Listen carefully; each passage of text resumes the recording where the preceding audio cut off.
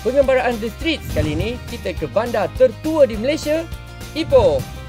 Diambil daripada pohon ipu atau lebih dikenali sebagai pokok Ipoh, mula mendapat status bandaraya pada 27 Mei 1988. Assalamualaikum, saya Cik Razali dan anda sedang menonton The Streets Tanah Airku. Untuk episod kali ini, kita telah pun sampai ke Bandaraya Ipoh. Kalau nak tahu, Ipoh ni mendapat nama dia, daripada ni lah, pokok Ipoh ataupun upas.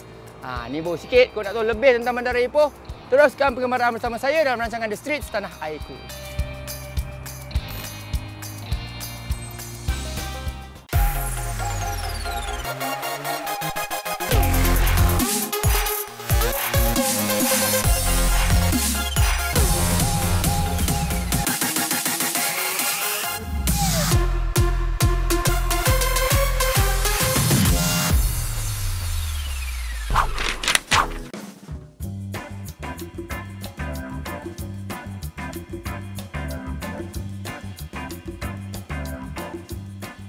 Lokasi pertama yang saya akan bawa anda ialah ke sebuah pekan kecil yang terdapat di tengah bandaraya Ipoh, iaitu Sekeping Kong Heng.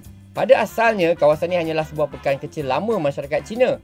Namun, bangunan lama yang berusia lebih 90 tahun ini telah diubah menjadi tempat tarikan pelancong kerana keunikan reka bentuk bangunan itu sendiri.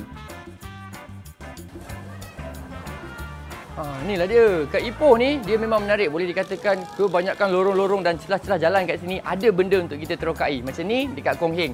Betul-betul berhadapan dengan Menara Jam kat seberang jalan tu kan. Dia ada satu museum yang tersembunyi. Yasmin Ahmad Museum at Kong Heng. Ni salah satu museum yang kita kena masuk dan tengok sendiri. Jom.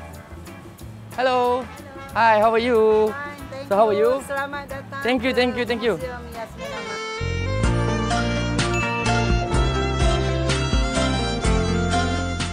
Di celah-celah Sekeping Kong Heng ini juga terdapat satu lagi tarikan utama, iaitu Museum Yasmin Ahmad. Dibina di atas tapak milik Old Block Sendirian Berhad yang mendedikasikan ruang satu tingkat khas untuk pameran. Dengan hanya bayaran RM3, murahan. Pengunjung boleh masuk ke museum ni untuk melihat segala karya arwah Yasmin Ahmad dengan sendiri tanpa had masa.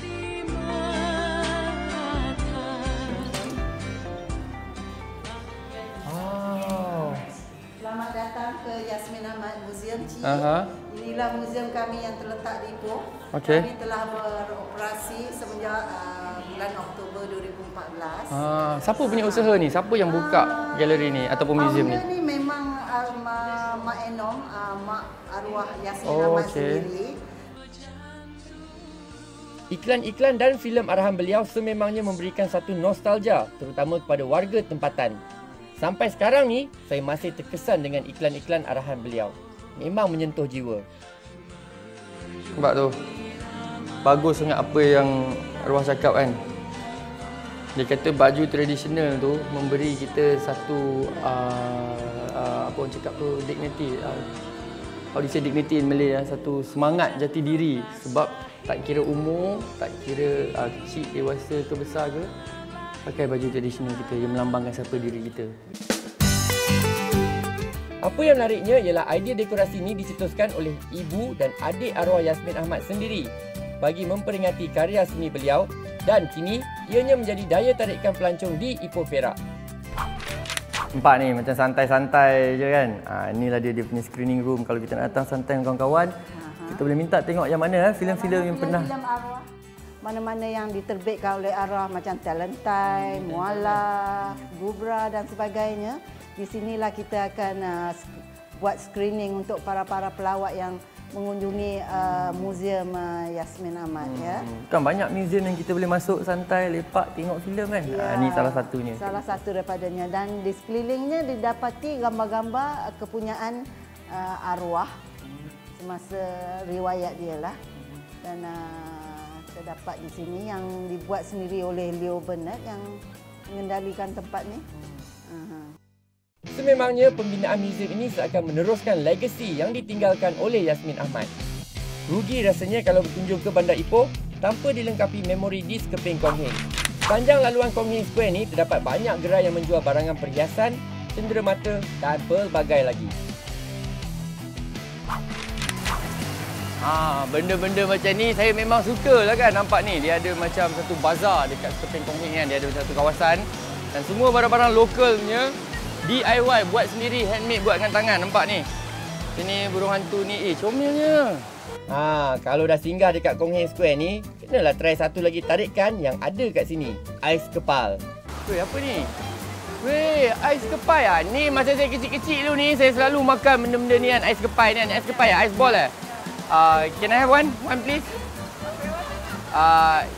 Ya, flavor yang paling orang banyak beli. Yang ada gula Melaka, ada sirap. Ada? Tak?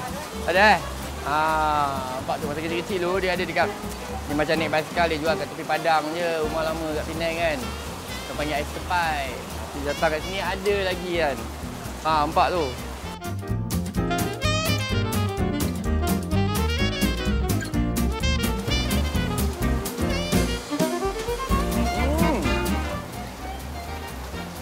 Berbola yang manis. Thank you. Walaupun kedai ais kepal ni kecil je, namun memang patut dihargai kerana mengekalkan memori dan nostalgia makanan-makanan lama. Uish, ada juga old school barber ni kan. Memang cantik sangatlah hari-hari hujan ni. Apa kata kita masuk berteduh jap. Adjust sikit rambut ni Hello uncle, how are you uncle? Kedai barber ni dah wujud sejak 1927 lagi oleh pakcik beliau. Tapi sekarang ni, Uncle Tiru ni lah owner dia. Memang unik sebab zaman sekarang, mana nak jumpa barber style macam ni? Old school, kan? How was Ipoh 1965 time? How was it? It was very nice. That time, tin mining is going strong. All the Chinese big tokis making money. Beliau dah mengikut jejak pakcik beliau dari berumur 13 tahun lagi. Thank you uncle, thank you very much for your time. Thank you. Thank you for the nice haircut. I'm very happy to see you. And I hope for another 65 more years to come. I hope the barber and the tradition will continue until another 65 more years. Hopefully. Happy Merdeka uncle. Thank you.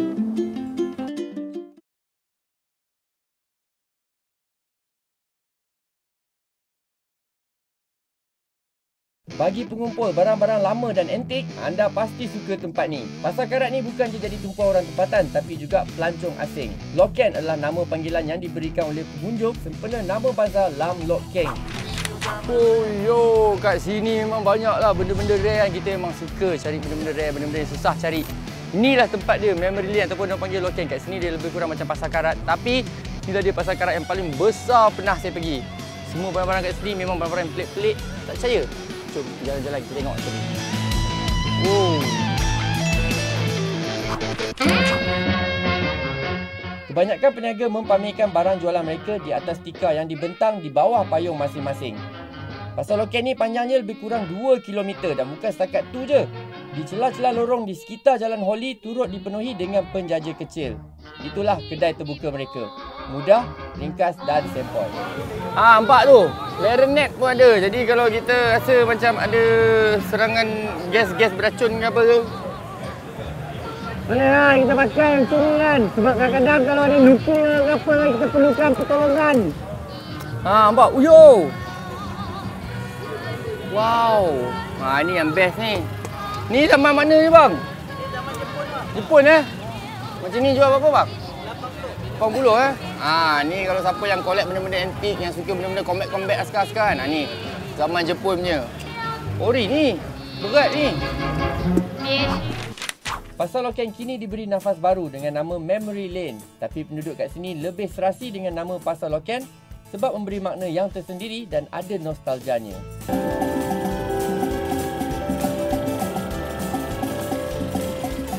Dahsyat lah nampak tu. Organ pun ada. Yang memang ini ingatkan jalan tengok ada pokok, ada ikan, ada cincin. Organ pun ada lah. Dah sampai kat Ipoh ni, rasa macam nak makan sesuatu yang special sikit. Terletak di Jalan Raja Muda Aziz, Kampung Jawa. Yang menariknya pasal Ipoh ni, kalau kita tengok bangunan-bangunan dia, semua bangunan-bangunan lama masih lagi dipelihara dan dikekalkan. Macam kawasan ni telah digazetkan sebagai Ipoh Heritage Trail ataupun jejak warisan Ipoh. Tu bangunan yang lama, Ruby, belakang tu Kete dengan Lido. Ni pun bangunan lama juga ni. Wih, style ni apa ni? Bro. Start bro. Buat apa ni? Terima, tengah check. Tak apa, cat kering, tak apa. Buat apa ni? Saya tengah pergi cerita sikit. Ji! Cok! Oh, sini. Apa hang buat ni, Jo? Ini aku niaga kat sini. Ni apa? Warteg ni warung. Warung? Nama Indonesia. Oh, Warteg Ah, itu. anda Ni makan belum? restoran, restoran hang ni? Anda makan belum? Allah. Belum, lapar ni. Jom, jom kita sembang dalam. Langkah kanan, jumpa member. Member di restoran. Jom. Oleh kerana bangunan restoran Warteg ni termasuk dalam heritage building yang dijaga, desain dan keadaannya tak banyak berubah semenjak 100 tahun dahulu. Yang ni kita ada kari shell out, Curry shell out, nasi uduk, nasi uduk, okey, Boston lobster, Java shell out, Boston lobster. big platter fish, big platter chicken. Kena habis semua ni? Kena bagi habis lah. Ni yang hebatnya. Kita datang kedai member, dihidangkan nampak. Wow, wow, wow, wow, wow. Ingat, Warteg Ipoh. Dekat dengan, depan je dengan panggung wayang Ruby lama. Belakang tu, panggung wayang lama Cathay dengan Lido. Ni Warteg, terbaik. Dah malam ni jangan ingat tak ada aktiviti nak buat. Saya cadangkan anda datang lepak kat Bulatan Aman Jaya. Kat sini memang best. Relax je. Bawa anak mandi-manda, main basikal dan macam-macam lagi aktiviti kita boleh buat. Jadi siapa ada anak-anak nak beriadah walaupun pada malam minggu boleh je naik basikal kan? Buat anak-anak pakai rollerblade. Bagusan tempat macam ni menyediakan ruang untuk anak muda melakukan aktiviti yang berfaedah. Macam dia orang ni. Wow! Cahaya lah man. Inilah dia sebabnya aku suka datang ke Ipoh. Kau tahu, aku boleh baring, skateboard, lompat apa benda segala macam, nampak? Bila kita percaya kat kebolehan anak muda kita, diorang lagi percaya dengan kebolehan diorang. Jadi tempat-tempat macam skatepark ni memang amat digalakkan. Daripada buang masa buat benda tak tentu arah, datang sini, pilih hobi, main kat sini. Percaya lah man. Tempoh.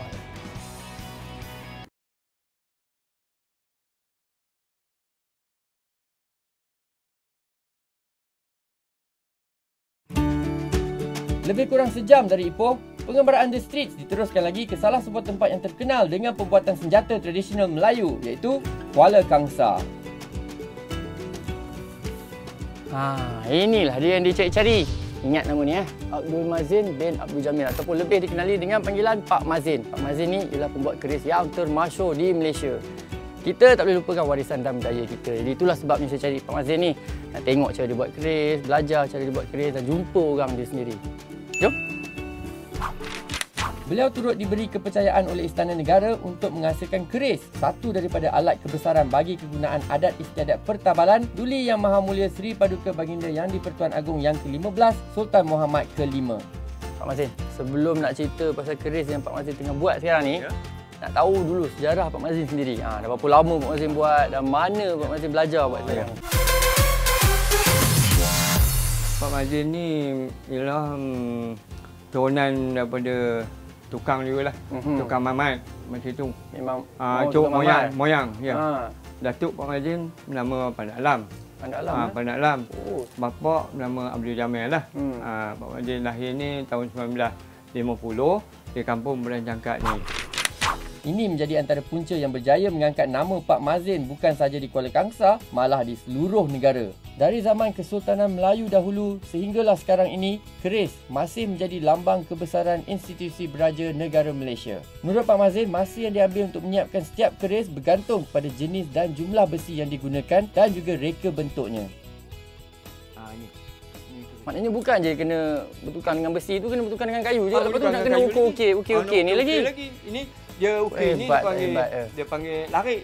Larik dia. Kalau ukir dia gambar bunga macam tu dia panggil ukir lah. Ini orang dulu panggil larik. Larik larik dia. Ini nama ulu Jawa demam. Ulu Jawa demam ayam teling. Ayam teling. Ayam teling ini, yang ini paruh ayam, yang ini tinggal pucuk rebung tergolong ni lah. Yang ini tanda peluk tubuh tu Jawa demam tu. Itu betul, memang saya nampak macam dia macam tengah semayang pun. Ini dia nya. Memang betul lah kan? Memang betul macam duduk tahiyat antara dua. Nampak kita bukan macam tu keris, dia ada seni di baliknya. Ada seni keris tu baliknya. Terima kasih banyak Pak Mazin. InsyaAllah ada masa kita jumpa lagi dan saya doakan yang terbaik-baik je untuk Pak Mazin. Terima kasih Pak Mazin. Assalamualaikum. Waalaikumsalam warahmatullahi wabarakatuh. Sekarang ni saya di Taman Eko Rimba Keledang Sayong bersama kumpulan basikal Gravity. Dia berani kita buat aktiviti ekstrim sikit. Jom. Ni dia, ketua dia. Predik Ijam. Sihat Sihat, alhamdulillah. Boleh cerita tak? Sebenarnya nak cerita pasal mountain biking kan, downhill lah, off-road lah, sebenarnya banyak trail di kat Malaysia ni kan. Kita je cuma tak terdedah. Contohnya macam dekat Ipoh ni. Dekat Ipoh ni, kau nak cakap pasal sukan basikal ni kan, yang saya tahulah dia ada berjenis ni juga. Ada yang downhill, ada yang downhill, ada yang off-road, ada yang enduro, ada yang bermacam lagi. So yang ni sebenarnya yang mana ni? Dan keperluan ni, tahap dia maksudnya kita kena professional ke, kalau kita beginner ke boleh ke macam mana? So untuk track ni, okey, dia kami ada 3 pilihan lah. Sama ada guna full downhill bike ataupun trail bike ataupun hati sendiri pun boleh. Tapi pulang pada keyakinan dan keberanian kita lah. Tapi itulah dia, cakap pasal keyakinan ni yang kita datang sini nak cuba ni. So mungkin kita boleh cuba lu tengok trail-trail dia apa semua, tengok lu. Jangan bagi yang ekstrim sangat lagi. Yang ekstrim tu nanti kita dah confident tu nanti kita ekstrim. InsyaAllah kita try dulu Kita cuba dulu.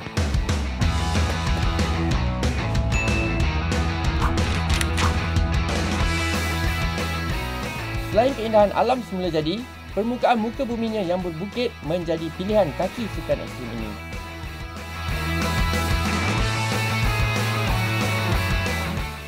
Wow!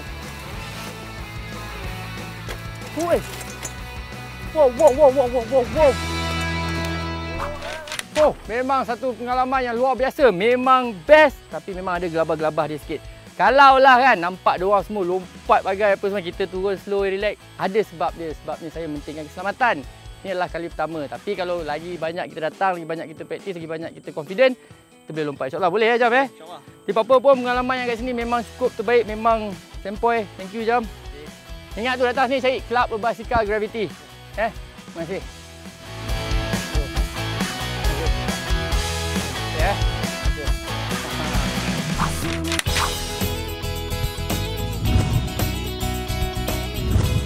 Kalau dah sampai kat Ipoh ni, memang tak sah lah kalau kita tak ambil peluang untuk melakukan Heritage Tour. Dan kalau nak tahu, rata-rata hasil karya lukisan mural ni dihasilkan oleh Ernest Zakarevic yang merupakan seorang pelukis terkenal dari Lithuania.